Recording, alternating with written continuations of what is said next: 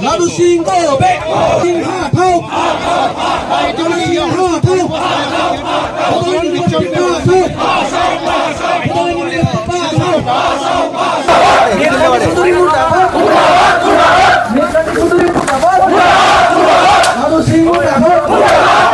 Hai लोगोफोर खुलुमबाय बयनिसिमबो जोंनि बड'लेण्ड इउनिभारसिटिनि भिसि भाइस चेन्सेलर माने प्रफेसर लाइस्राम लादुसिं बिथांनि हेंथायै जोंहा दाब दाब जायगायाव दिनै दुलाराय बर' फरायसा आफादा माने बिथांनि मुसुखा सावनाय हाबाफारि लादों आरोना दिनै धर्ना हाबाफारि जादों। एक्चुअली जों बेवहाय दा बुंनो गोनां बाथ्राया फिन खेबसे आं बेखौनो बुंबावगोन आरोना बिथांनि सायाव एसेबां माने धर्ना होनाय जाबाय आरो बिथाङा जे सासे माने इलिगेल खामानि मावग्रा सासे कराप्टेड मानसि बेखौ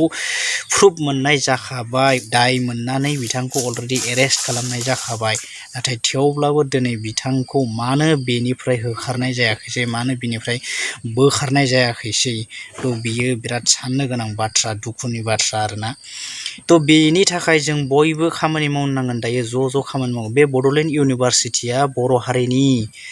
बयनिबो बियो साफ्रोमबो बर' हारिनि बियो बेवहाय खुनु पलिटिकेलाइज नङा बियो बिपिएफ नङा बियो इउपिपिएल नङा बियो सोरबा गुबुन इन्टेलेक्सुवेलफोरनि फाराग नङा गासै बर' हारिनिनो बे मोनसे बिराद गिदिर धोन बे जोंनि बे इउनिभारसिटिया थ' बेवहाय थोरोबनिफ्राय थोरोब बोसोरनि उनाव बोसोर गोबां फरायसाफोरा थांगोन आरो फैगोन गोदान फैबाय थागोन थ' बे इउनिभारसिटियाव जोंनि बर' फरायसाफोरा मोजाङै सोलोंथाइ मोननांगोन बे इउनिभारसिटिनि आन्डाराव जाय स्कुल कलेज बायदिसिनाफ्रा गोग्लैयो बेफोर मोजां सोलोंथाइ जानो नांगोन मोजां हाबाफारिजों थांनो नांगोन